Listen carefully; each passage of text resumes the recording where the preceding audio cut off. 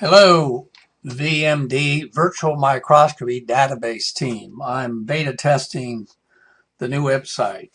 Congratulations to all three of you and all the other people who worked on this. It really looks good, and I'm in the process of uploading some specimens. I want to show you something that I discovered. Actually, I uploaded two images, and they're relatively small but very good images. And I'm going to go to the slide database where you can see that both of these images are here. This is actually, I'm uploading a 7-year-old a person human aorta, elastic stain, and H&E, and then I'm going to upload a 22-year-old. So this one was uploaded, and one thing I noticed that when the image loads, it's tiling quite a bit, but then when you magnify it, it's not tiling very much. So I just noted that. Now I'm going to go back to the collections. You see two were uploaded, but now let me click on the upload, and when I select a file, I'm going to select this one. And then I'm not going to start uploading it. I'm going to select another one, the 22-year one.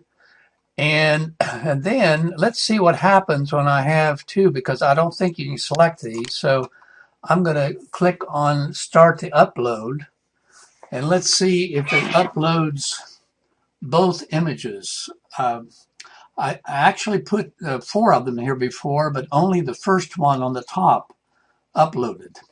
So I'm going to save time and pause this now while this is progressing. I'll come back in a moment. Okay, so I had two in line, and actually both of them are uploading. When I went there before, I had 4 of them there, but it didn't do this, but it is doing now. So if you put them in queue, they just go one at a time. So that's good. And these are relatively small, but they're pretty good human specimens of 7-year-old and 22-year-old. I have a few other things that I'm going to comment on here, but I'm going to pause this for a moment here, and then I'll proceed. My upload speed, measured by speedtest.net, is about 5 megabytes per second. So these two files here took about less than 2 minutes to upload.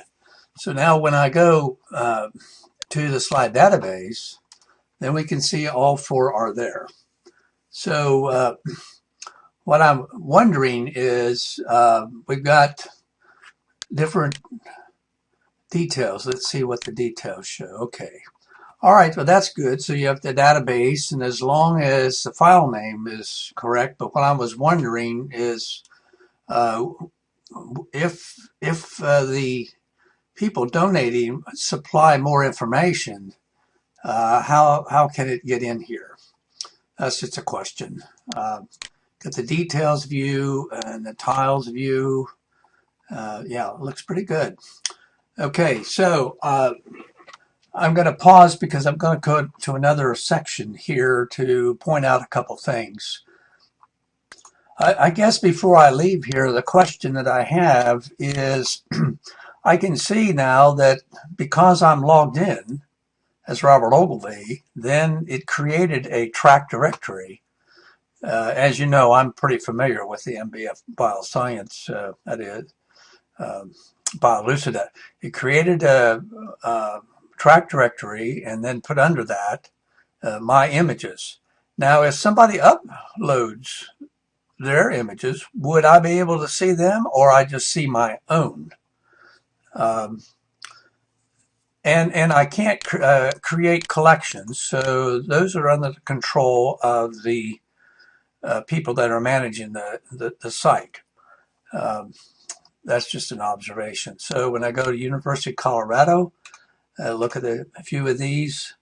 Now I see that you have now a database in here, endometrium proliferative phase.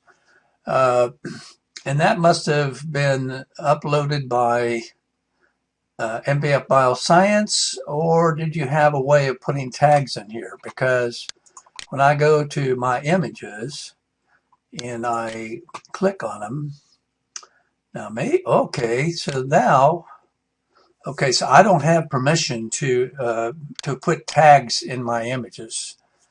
Should that be something that the users can do to their own slides that they uploaded? So that'll be an interesting question for you to ponder, I think. Okay, so I'm looking at the collections that exist right now, and I see that the ones from Drexel do not have, well, there are some tags, but some of them do not have tags or information. If I go to the University of Michigan ones, and I look in here, now you see that data was already in there, I guess, when it was uploaded, but I just make this observation that in order to be useful, I think that everybody that's uploads their specimens or uploaded here should have as much information as they can conveniently put in here for people who might want to download specimens. So University of Michigan has that, University of Colorado. You see there's quite a bit of information here on those slides.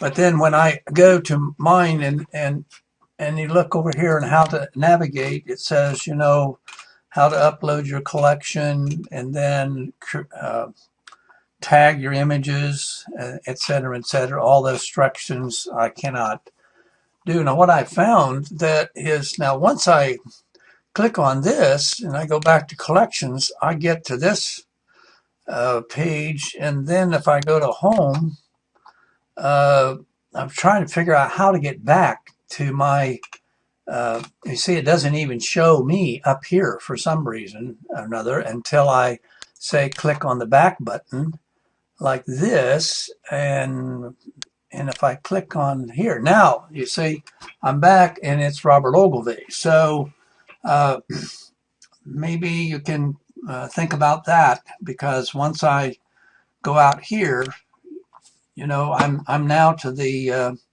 login page, and it's not obvious how to get back there except for when I go to collections, and then it still doesn't show me as logged in, yet I am, and then I have to click on this. I don't see any other way to actually get back here to where I see I'm logged in until I click on Drexel University, and there I'm back there. So I cannot create collections. That's not enabled, and I guess that's on purpose, but eventually that will be enabled. And so maybe on the beta testing, you'll need to enable that so we can all test that. So I think that's enough now. I think you all will find these, I've had these for years that came from the Medical University of South Carolina initially. 7-year-old H&E, where you can see and that's interesting. Now I can click on each one of them. So when you magnify that, and then you click on the elastic stain, it's pretty amazing of how the elastic membranes are so pure and they're not fragmented at all. But when I click on the 22-year-old, and you can see how fragmented they are over, you know, just what, 12, 15 years of the aorta functioning has brought this about. And when you look at the elastic membranes, you can see how they're fragmented with probably smooth muscle cells, et cetera, et cetera. So, edit info. I don't have permission. Now, I would like to have permission so I can create a collection. And the next thing I'm going to do, I'm going to pause this, and then I'm going to try to download one specimen. Okay, I'm going to end this, but to show you that I am uploading a normal blood smear that is 1.5 gigabytes, and it started at 10:50 a.m. I'm going to record how long it takes to upload that. And then here's a human lip that's 280 megabytes, and I'll record how long it takes. And again, my upload speed is about 5 megabytes per second. So I'm sure on the university campus these may be faster, but this is occurring from my home, and I have an AT&T UVerse service. Okay, so I'm going to pause this and prepare it to upload on YouTube and send the link to Lisa and Haviland as well as Michael. Again, congratulations on getting this rolled out. I think this is wonderful.